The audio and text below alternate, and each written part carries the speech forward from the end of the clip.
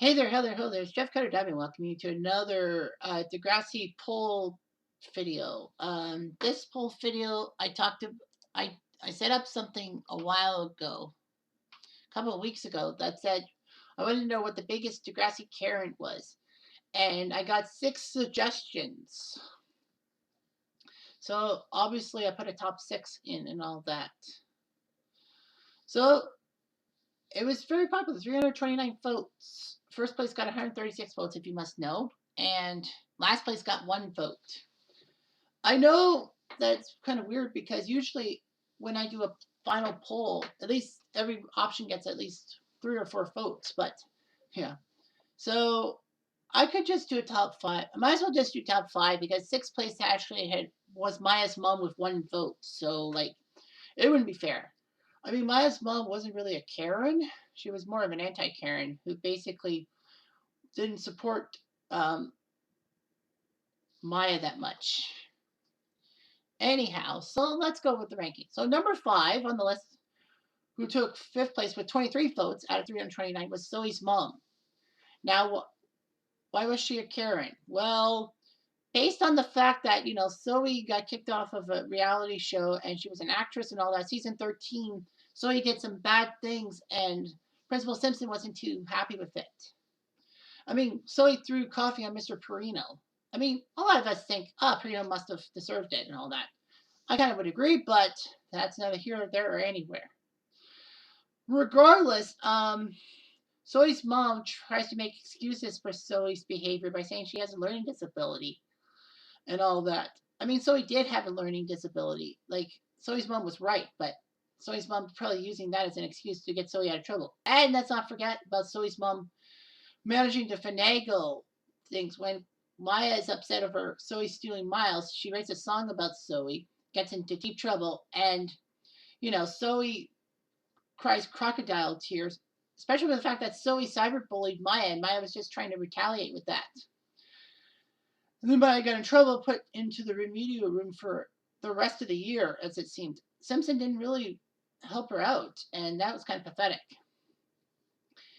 Anyway, Zoe's mom was kind of a dipwit, basically using her power and influence and basically forcing Simpson to cower because of Zoe being a celebrity, probably in the sense that Simpson had to show Zoe some favor, or else she would have gotten mad and got the school board involved, and of course, Snake's feud with Mrs. Torres, who is on this list, by the way. But yeah, Zoe's mom managed to finagle things and made Maya look like the evil one, and Maya was punished like a villain and all that. And Simpson kind of was a dick for listening to Zoe's mom and all that. And no, I don't think her being a Karen was because of her disowning Zoe later on for her homosexuality. That wasn't a Karen move. Like she didn't like I know she was trying to disprove Zoe being gay and all that. Probably for the fact that she figured that if Zoe comes out of the closet, then Zoe will lose roles because people are homophobic. Obviously, that happened, and so Zoe's mom kicked her out. Zoe's mom basically had to support Zoe or find a new sugar daddy. And because Zoe wasn't giving her the money, she decided to marry someone rich. Pathetic. Like she could have found a job or something like that. Poor Zoe. And Zoe had a redemption song in a sense, as it is. Number 4 with 35 votes was the PTA in Degrassi Junior High when they kicked Spike to the curb for being pregnant. So this is basically the OG thing, whatever you want to call it. Anyway, so the PTA was not happy when they found out that at Degrassi Junior High, Spike was pregnant by Shane. I could go on a diatribe about the Spike and Shane relationship, but the fact of the matter was Spike was pregnant and she was coming to school, and the parents basically were kicking up a fuss saying that I don't want my kid going to a school where there's a pregnant student because it might give them bright ideas. Although Spike's pregnancy might have people scared to have children and all that. But, there is a little bit of a bias towards it because this thing started in the 1980s and, teen pregnancy wasn't really talked about on any shows. So thus, Degrassi went there 40 years ago. Well, 35, I should say. So anyway, They caused a fuss, and Mr. Lawrence, the famous unseen principal at Degrassi Junior High, was maybe pressured to make sure Spike could not attend school because of her pregnancy. So Spike, while pregnant, was not allowed to attend Degrassi Junior High. Radich actually, they said, tried to convince Mr. Lawrence that it's a bad idea, but Lawrence would not budge. I feel like you can say the PTA and the parents were basically dicks for what they did to Spike, but the fact of the matter is, this was a different time. Remember, this is the 1980s when things were a whole lot different than the 2020s. The teen pregnancy wasn't talked about as much, or even recognized. So the fact of the matter is that it was new, and Degrassi went for it. They won an Emmy because of this, and that's why the main Spike's daughter's named Emma. I know a lot of people probably know that, but anyhow, so Spike was unfairly treated and all that. Caitlin tried to write a newspaper article about Spike's pregnancy, but Mr. Lawrence threw her under the bus, saying that you have no choice. Well, that Caitlin is pissed off about how she's treated like a criminal. Like, Caitlin was just trying to help Spike, and Spike was unappreciative. But anyhow, yeah, Spike came back to the school and all that later on when she had Emma. All right, so number 3 on the list with 54 votes was Claire and Darcy's mom, aka Mrs. Edwards. So Mrs. Edwards, basically until maybe season 12 or 13, was portrayed as this highly permanent Bible thumper mother who basically putting religious values into both Claire and Darcy. She seemed to be kind of a dick in a sense. Mrs. Edwards putting pressure on Darcy to perform better and all that. Like, sheltering Claire and Darcy from a lot of things, even though that Darcy was a cheerleader, and surprised that Mrs. Edwards didn't blow a gasket over it. I thought she would. But basically, yeah, she was upset over the fact that Darcy was being rude and not Christian and all that because of her rape and all that. Finally, Darcy does admit her problems to her mother. Like, Darcy was scared of disappointing her mother and pinned Snake for things when Darcy should never have done that. And Darcy did relent and apologize for everything, but Snake said that doesn't mean I'm going to come back to the school because they probably think that I forced you to say that stuff. But after a while, the investigation said that Snake was cleared of all charges. So yeah, Mrs. Edwards basically was a prick and all that. And I wouldn't put it past her to put Darcy in Kenya. I feel like Darcy wanted to go to Kenya to build schools and all that. And Sinead Grimes was leaving from her 90210. But I feel like in a way it wasn't her choice. I think maybe Darcy's parents put her in the situation to have her atone for her mistakes in season 7 and all that. And then season 8, Mrs. Edwards tells Claire, you're only at Degrassi to learn. To get to class, don't try anything stupid. But then Claire accidentally brings a vibrator around, and Mrs. Edwards finally decides to relent and tell Claire to ask her some questions if need be about sexual orientation, sexual preference, and all that stuff. So she was jaded, but she also learned that she can't shelter her children from this, and that Claire deserved better. And then Mrs. Edwards, Claire's parents separated. I mean, Claire's dad was bad for cheating on the family, but in the end, I think that Claire's dad got out of there because he knew that his wife was being unreasonable. And Mrs. Edwards was kind of a dick to a lot of people, and then she married Claire's boyfriend's dad, which meant that Claire and Jake could not be boyfriend and girlfriend because they're step-siblings. She stole Claire's happiness. Although, after marrying Mr. Martin, she became more mellow. She wanted to help Claire out to do her pregnancy. Of course, Claire didn't have a kid because she lost it. But I think she learned her lesson and went on a redemption run and all that. Not many people do that. All right, so that's that. Number 2 with 80 votes was Becky's parents. Both of them. Usually it's just like one parent, but no, it was both of them. Well, I'm not making excuses for them, but I mean, the father's a minister and all that. So, you know, you got to add Christian values and all that. And of course, they had Becky and Luke. They were from Florida, but Luke got a chance to play hockey for the Toronto Icehounds, like a junior team in Toronto. It's weird how they would recruit from Florida and all that. Florida's not really a hockey team, hockey market. Although that, you know, hockey came to Florida in the 1990s with Tampa and Florida became Miami. But regardless, you know, Becky and Luke and all that, they're taught to be Christians and all that, to hate on people for their different views and being preachy. Becky was well hated for her preachiness and all that, for Christianity and all that. Kind of like Darcy too, because Darcy was preachy at times too. But the fact of the matter is that Becky mellowed in a sense. Becky was attracted to Adam. Unfortunately, Adam was supposed to be Gracie. You know, Adam was transgendered, and Becky's parents didn't like Adam for being transgendered. I mean, that's understandable. I mean, lots of religious people don't like their kids being with someone that's not in the normalcy and all that. But I mean, Becky wanted to go to conversion camp to try to pray the gay away, if you will. But she found out through Jenna. Jenna tells her that she shouldn't be this way. That, you know, you've got to be calm, cool, collective. You can be a good Christian without being preachy. And Becky relates that story. Becky then starts to have feelings for Adam again, and then does the Romeo and Jules play, all that. Of course, the play was protested by Becky, saying that the two guys and all that. And Becky's dad said that, you know, the only problem was the way the kisses were. But it's just basically because of two guys, he was being anti gay. Most ministers are.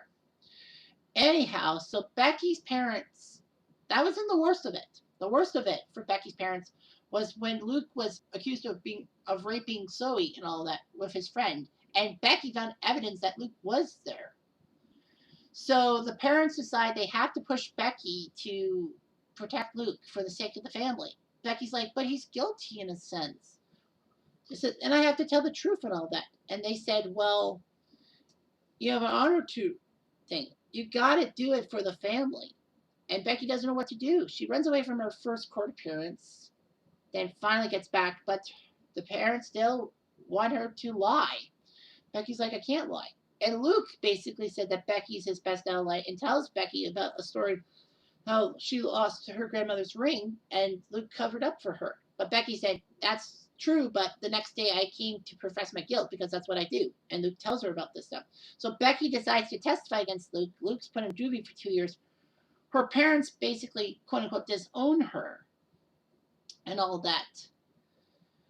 I mean, I think they kind of disowned her for being with Adam and all that. And, you know, Adam died before the rape thing happened. So, you know, in a way, they were relieved. Like, I think they hated Becky because of her relationship with Adam. But this was the icing on the cake. But the thing is, Becky still lives with them and all that. They wouldn't kick her out. I think the reason why they didn't kick her out was because it probably would have, the word would have spread and they would have been in deep trouble. And I think that the dad might have lost his minister's spot. Maybe he did because of his son being accused of that rape. Maybe he lost his job as being minister. Probably not, but you never know. And Becky's mom basically ignores her and all that. Becky has a relationship with Drew, which was okay, but a little bit off-putting because, you know, Drew allegedly impregnated Claire, which wasn't true because it was a legal lie. So Becky stopped listening to her parents. And her parents should be happy that Becky didn't go to the courts and say, oh, well, my parents were putting pressure on me and all that, because she could have got them into deeper trouble. And as I said, her father probably would have been stripped of his ministership, or however adjective you want to give it. You know, well, it's Christianity and all that. I know you could also say with religion about the Bandaris, but the Bandaris weren't really Karens. They just basically had an old school way of thinking, and they refused to listen to Ali and all that. But once she ran away and everything happened, they go to Family February, and the family's much better. And at number one, I think you can probably guess which one number one would have been. With 136 votes, was the ultimate Karen, or Mama Bear, aka Audra Torres. Now, I did call Audra a Karen several times in past videos, but basically this was the icing on the cake. You all thought she was a big Karen, in a sense. And she was. She was introduced in season 10 as being Drew and Adam's mom. Adam was moving schools because of how people didn't like him being trans and all of that. And we this was, I think, the first major trans character in Canadian TV. Remember, Degrassi guys in the States, this is a Canadian show first and foremost. But the fact of the matter is that Adam talked about being trans and all that, being a girl, born a girl, but into a guy's body. Claire surprisingly accepts him for who he is because Claire, I guess, is trying to get out of her mother's Christian shadow. So yeah, so Adam makes friends and all that. Audra was portrayed as someone who was trying to push Adam to to be Gracie again, because I don't blame Audra. She wanted a daughter. She already had a son, so she wanted a daughter. But in the end, after Gracie harms herself, or Adam harms himself, Audra realizes that she's got to make Gracie happy. So she basically says, "One more time as Gracie, and then you turn into Adam again."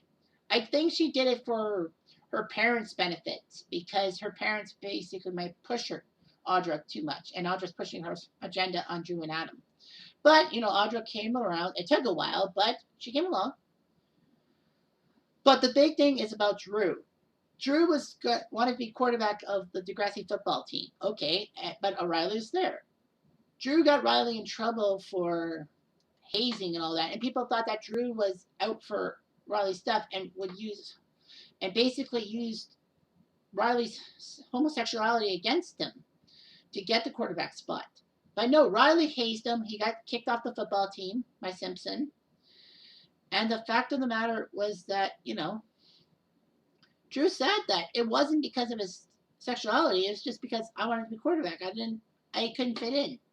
Kind of dumb and all that. Jealousy does happen. It's jealousy no matter what you slice. But the worst part is that Audra basically pins things on Simpson for not taking proactive action with the hazing and that she had to fix something. And Audra tells Simpson that the school will make mistakes, but with a new guy in charge. So basically, she wanted to kick Snake to the curb. It was personal vendetta because Snake just got the job after Hatzelackos went back to Regina. And the fact of the matter is that Simpson obviously didn't want to lose his job because he was good with the students. But then Vegas night came, Audra pushed Simpson to make changes. Simpson did. I wonder if Simpson was going to make those changes if Audra didn't get involved, but I think so. So basically, Simpson was on a short leash, and then he overreacted in a sense. Audra wanted a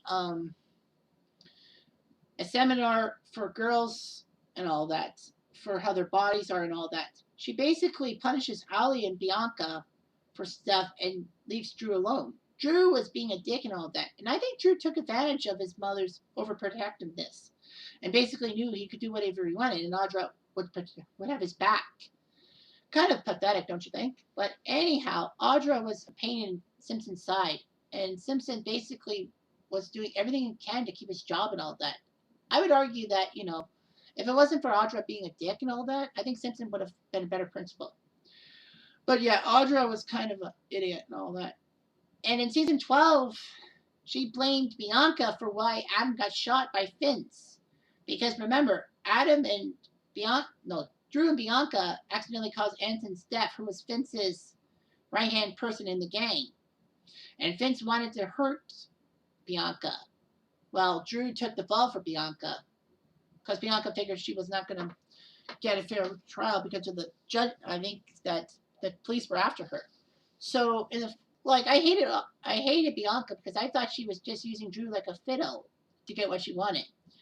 So of course Drew interferes with Vince. Vince takes the gun and shoots it. I don't know if he was trying to shoot at Drew and hit Adam, or he knew Adam was related to Drew and wanted to shoot Adam. If he couldn't have Drew, he could have Adam. And of course, Audra blames Bianca for everything to do with Drew. And Drew finally snaps and decides to tell his mom off, saying that, no, this is all my fault. I take responsibility. She had nothing to do with it. She's going to need help.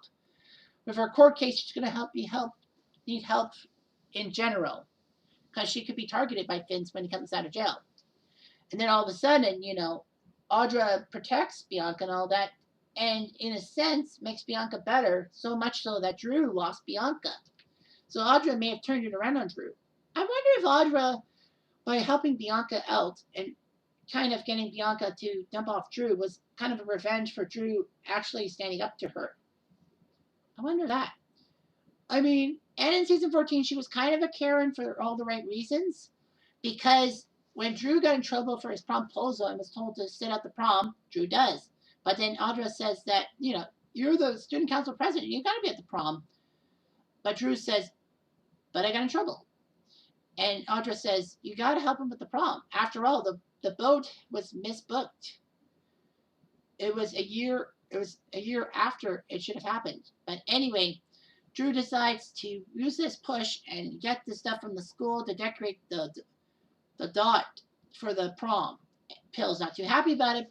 Pill forces Drew to stay off the stage. You will get your diploma, but you will not cross the stage. And I have to make an example out of you so that the other students will play my way the next year. And of course, Drew is upset, but Audra says she's proud of him, whether he crosses the stage or not. And I know it's an unpopular opinion to say this, but I think that Audra was a key cog in why Pill was canned and all that. I mean, after all, I thought that Degrassi was done after season 14. I'll admit. And all of a sudden, it's like, you know, Pill, and then Degrassi comes back with next class, and Simpson's back, and I'm like, how is Simpson back?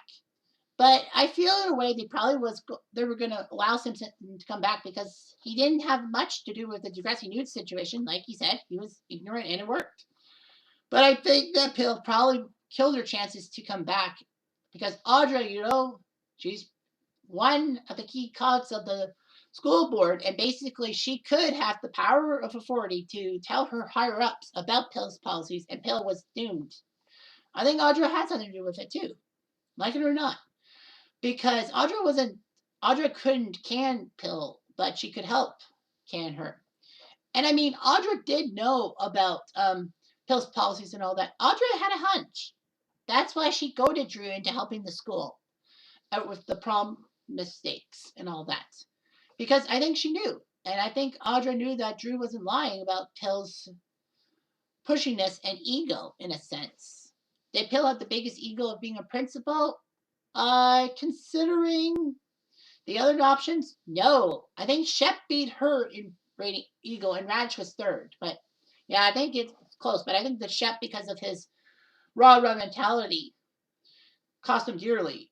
And he was only in one season, whereas Pill was in for half a season. So it's a sample size. So yeah, Audra seemed to be a Karen. She did calm down a little bit, but she was kind of off-putting to a lot of people, a lot of the fans.